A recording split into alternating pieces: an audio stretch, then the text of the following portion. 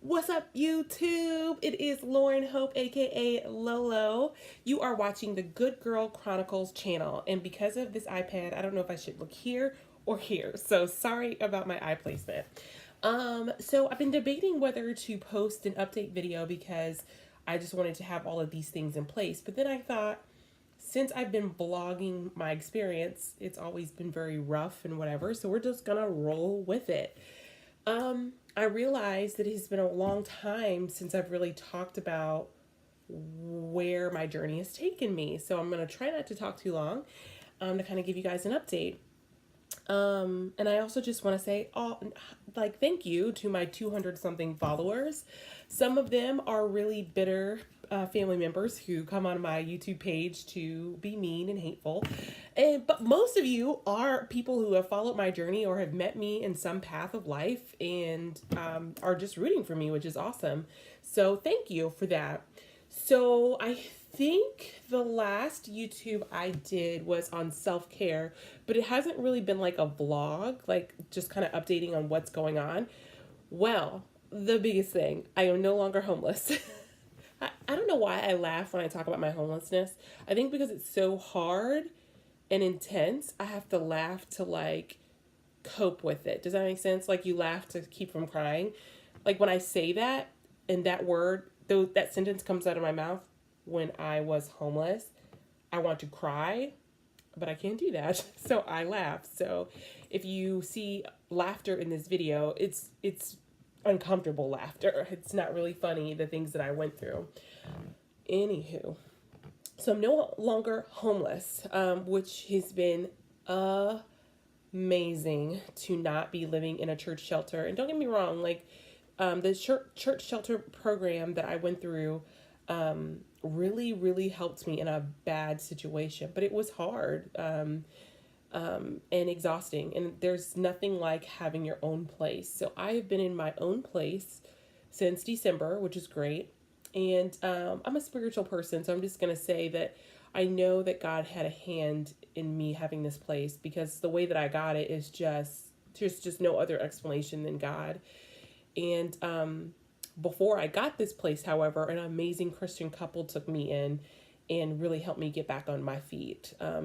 Because once my shelter program ended last year, I didn't know what I was going to do for the summer. And I'm not trying to get emotional talking about them, but they had only met me once, but they had heard my story. And the woman who let me in said, I've just gotten off of bed rest from being really sick. And we have this whole room in our house, and I feel like God wants you to be here. And God, it's just very thankful for them. And another wonderful thing is that there was a church near where they live where I felt at home for the first time in a long time. And it's a fairly big church. But I haven't like been hungry to go to church or like excited and it a priority for me to be there in a long time. So so I started attending church while I was living with this couple. And yeah, so yeah, I'm sorry. Having my own place has I didn't realize what a big deal it was. And I don't think a lot of times when you come from like the privileged background that I came from, you don't appreciate a lot of the luxuries that you have until you don't have them. So, to be able to come home and it's my space and I can snore as loud as I want to and someone's not going to shake me out of my sleep, or if I miss the bus to get to the shelter, then I don't have a place to stay and I'm sleeping in my car. And I've been able to make this little home mine. I probably have had just one friend of mine visit me. And just because that space is so sacred to me. So that's the big update. And at some point I'll talk about the logistics of how I got this place. But I know that it was nothing but God because for a good part of the fall I was hotel hopping, which is really expensive, And someone from my past came into my life and made a way to make this happen. So um, I reflect a lot about the last 4 years of my life. And I know without a shadow of a doubt, if I had not known who Christ is and what grace is, if I didn't know the word, I would not have survived. I just wouldn't have survived. Um, that's not lost on me. So I try really, really hard to live life to the fullest because I feel like, this is life after grace, and oh gosh, that could be its own YouTube video itself, life after grace. um, so a so while I was homeless, I was working at a hotel, but I was still doing some motivational speaking, doing suicide prevention. If you've watched his channel, then you saw the story that the CBS 6 reporter did about my speaking and things like that. And during that, someone had saw me speak and offered me a job to be a peer recovery specialist. Peer recovery specialists have been around for a very long time, but they have gone, I guess, to the next level because it just became possible for peer recovery specialists to be covered under Medicaid. So if somebody with Medicaid could get a peer.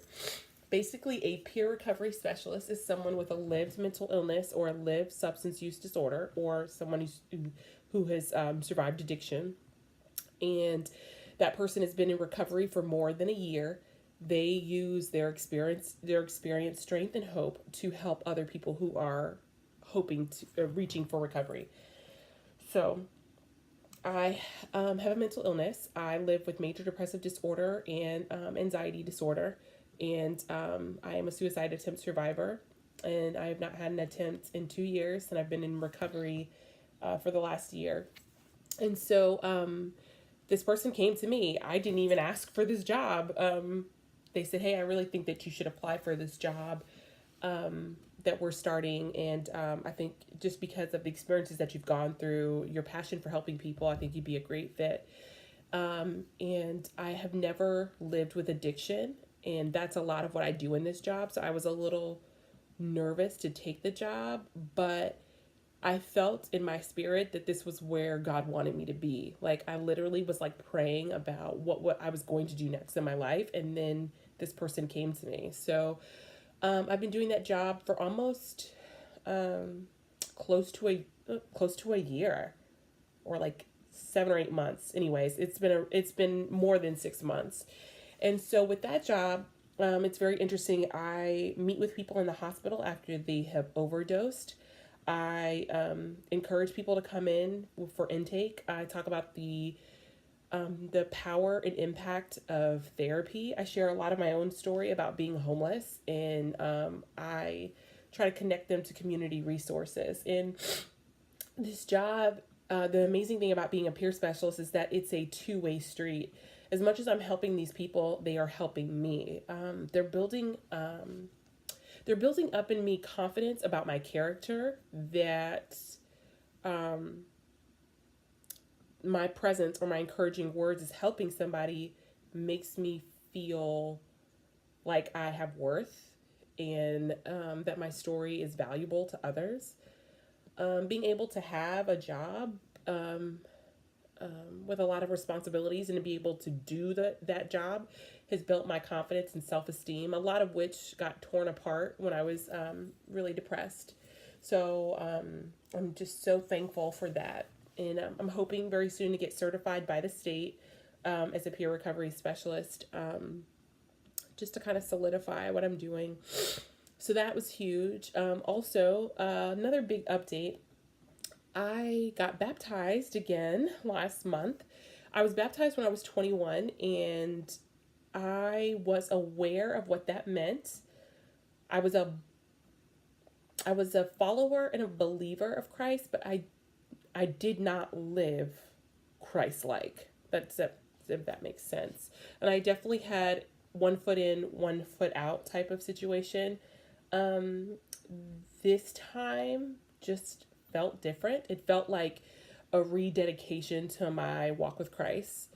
And I am all in a way that I've never been before. And so it was a really incredible, special moment. And my best friend was there, who I adore. And it was a beautiful day. So that's a pretty big update for me. And, spiritually, I'm working still on a lot of things. Like, I've gone through some really tough stuff in the last four years, and that doesn't go away just because I have a roof over my head. So, being in church, fellowshipping with other Christians, reading what the Word says about who I am, is helping. And I'll be transparent that I'm very blessed that I get state insurance to see a therapist. So I'm working through a lot of like really tough relationships that fell to the wayside because of everything that happened to me. Working on a lot of really deep stuff that's really, really hard sometimes. But I want to be free of those things. I really do. I just want to be free of those things. And third, third, um, I am actively writing a book, a memoir, which is different than like a biography where it's like the chronicle of your life. The memoir is about a particular section of your life or a particular journey. And my memoir will be about the last 4 years of my life. I had an amazing opportunity to go to Florida, to go to a huge writers conference, and kind of did some soft pitches of what my book would be, and it struck a chord with everyone I talked to, and that's not exaggerating. And I do feel that I feel in my spirit that I need to finish and publish this book. I always wanted to be a writer. Even before I became a television reporter, I wanted to be a writer. And I feel like this is just, God has just led me back to my first dream. And so I'm writing my book.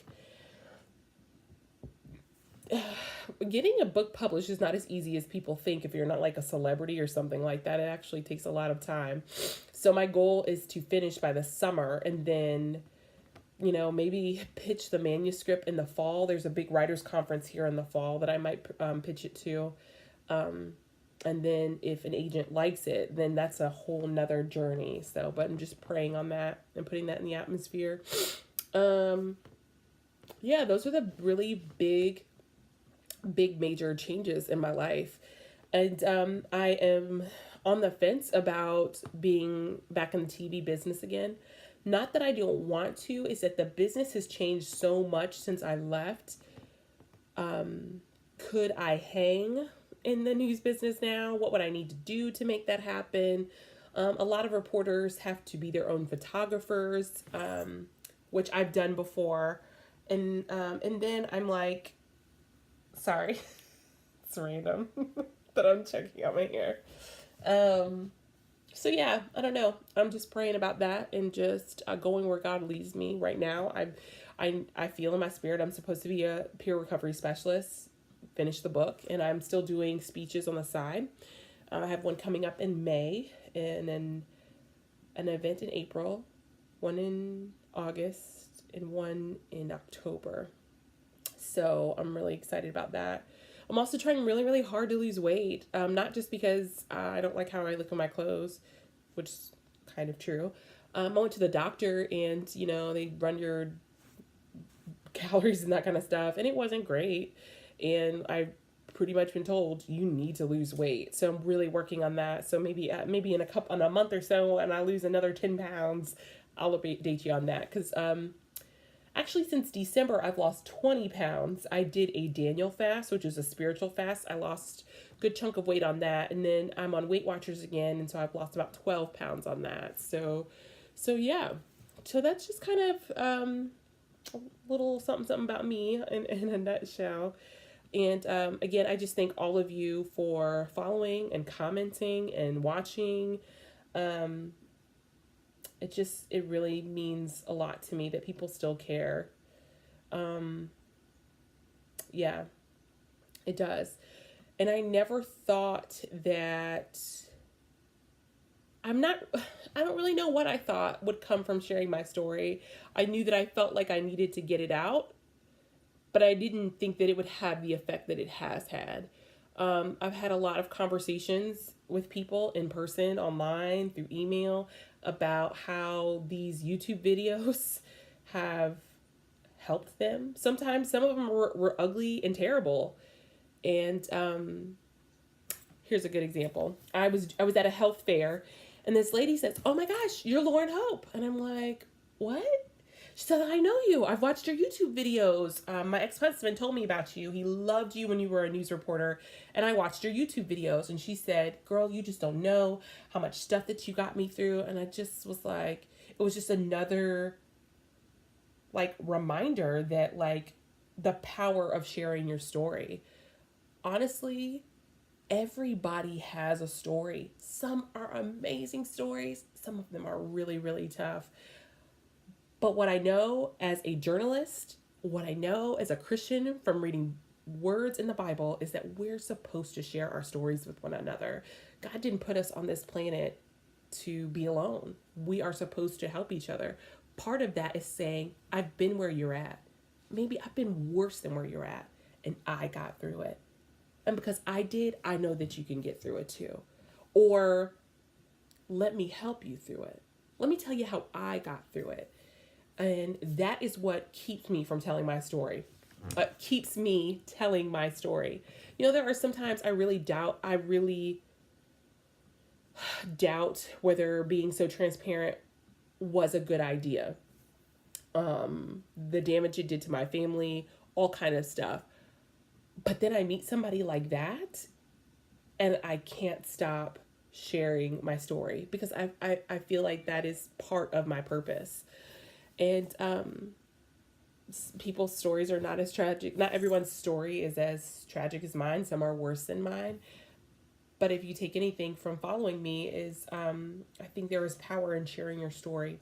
And I also know without a shadow of a doubt, there is power in owning your story. For a very long time, I would not accept that I was majorly depressed, like depressed to the point where I would need like to be on a medication to like help me. And that was just part of my story. It wasn't the end of the story, but I couldn't own that, and it caused so many problems for me because I couldn't. And now that I own that part of my story, I feel free from the shame and guilt that came with it. So yeah, owning your story sets you free. And scripturally or spiritually, if you are a person of faith, I'll tell you about a story in the book of John, which I tell a lot. I probably have told it on this channel before. And this is the Sparks Notes version. I encourage you to go read it. It's called The Samaritan Woman or The Woman at the Well, depending on what translation you have. Jesus meets this woman at the well. He wasn't even supposed to go through her town. Something called Jesus to go to go to Samaria. In Samaria, there is a desert with a well, and the woman is coming to the well in the day to get water. Jesus asked her to draw him water from the well. Now, what you must understand is during that time, Samaritans and Jews, because Jesus was a Jew, they were not supposed to talk. And so she's like, I can't draw water from the well from you. Like, what's this Jew talking to me? Like, you shouldn't be talking to me. And Jesus says, I believe he says, well, ask your husband to draw water from the well for me. She's like, I can't. He says, I know who you are, and I know that you've had you've been with five men, one of which was not your husband. And in modern day times, we probably would have called her a slut. We would have, let's be real. And so this woman is presumably, oh my God, who is this man that knows who I am? He knows my history, this, that, and the third. And he says, I can give you a water that never runs dry. In the earthly sense, she's like, that makes no sense. Like, there would be an end to this physical well in the desert that doesn't exist. Christ was telling her that I am the everlasting water, the Savior, the person who loves you despite of your shortcomings with men, or whatever happened before you got to this well, you're forgiven for that. That's God's grace. Because of Jesus, we get God's grace. And here's the story connection. The woman was so moved by that experience with Jesus, she told that story to everybody in the village. One of the first big storytellers in the time of Jesus. And those people were set free because she was brave enough to tell her story. And that's how I know that telling your story sets you free. And not just you, it sets other people free. And I felt really spiritually called about 2 years ago to do that exact same thing. So there is freedom in coming out of the silence, is what I'm saying. So thank you for listening. If you made it through this entire 20-minute video, try not to make it long because, people's attention spans are shorter these days. But I just thank you from the bottom of my heart for following my journey. And I just wanted to give you a little update. If you want to read some of the recent work that I've done on my blog, just Google Good Girl Chronicles. It'll pop up on Google. It's on Blogspot. It's a long title. I apologize. So I'll try to put it in the description, and I will try to do another update in a month. Hopefully I'll be 10 pounds lighter. I'll have a better doctor's report.